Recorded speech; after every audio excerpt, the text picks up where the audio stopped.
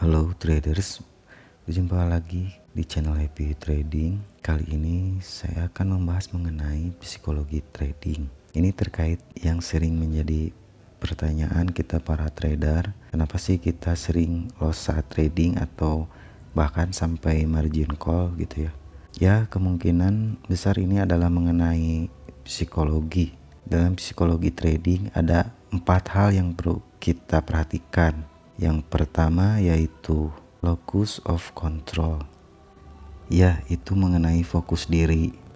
Locus of control terbagi dua, yaitu hal eksternal dan hal internal.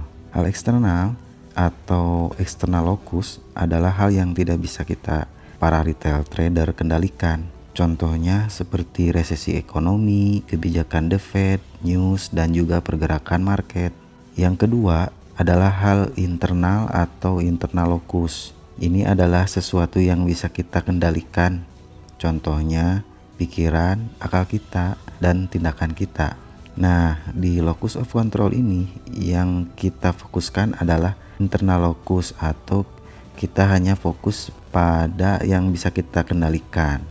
Yaitu apa? Yaitu diri kita sendiri. Contohnya kita tidak entry jika outlook market belum sesuai dengan setup yang kita buat. Ini bukan berarti kita tidak peduli news atau fundamental, penggerak market dan semacamnya. Tapi kita akan lebih rasional dalam memutuskan untuk entry di market. Jadi tidak trading berdasarkan emosi. Nah, yang kedua adalah soal memento mori. Memento mori ini diambil dari filsafat stoik. Memento mori ini artinya kita mengingat bahwa sesuatu yang bersifat materialistis seperti uang, harta yang kita miliki, atau bahkan tubuh kita ini tidak akan selamanya.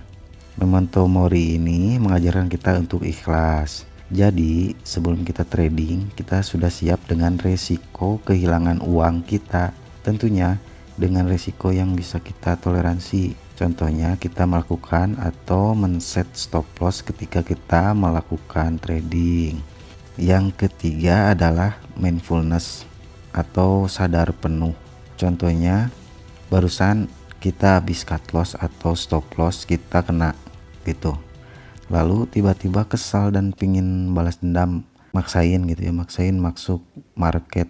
Nah, dengan mindfulness ini kita sadar, oh ya, kita itu lagi emosi gitu, pingin balas dendam, pingin cepat nutupin loss yang tadi.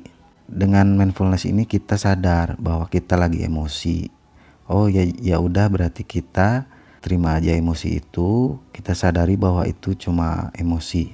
Kita tenangin diri dulu, jangan dulu trading. Nanti kalau udah nemu setup yang tepat dan gak emosi lagi, baru mulai trading lagi gitu. Dan mindfulness ini bisa dilatih, contohnya dengan sering melakukan meditasi. Nah, untuk yang keempat adalah soal money management.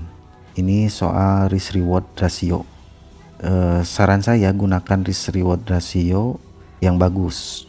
Contohnya kita pakai risk reward ratio 1:2. Misalkan dalam satu minggu kita 4 kali trading, 2 kali loss dan 2 kali profit. Nah, maka kalau secara akumulasi maka kita masih profit. Begitu hitungannya. Well, segitu aja tipsnya. Semoga Anda selalu bahagia. Sampai jumpa di lain waktu. Thanks.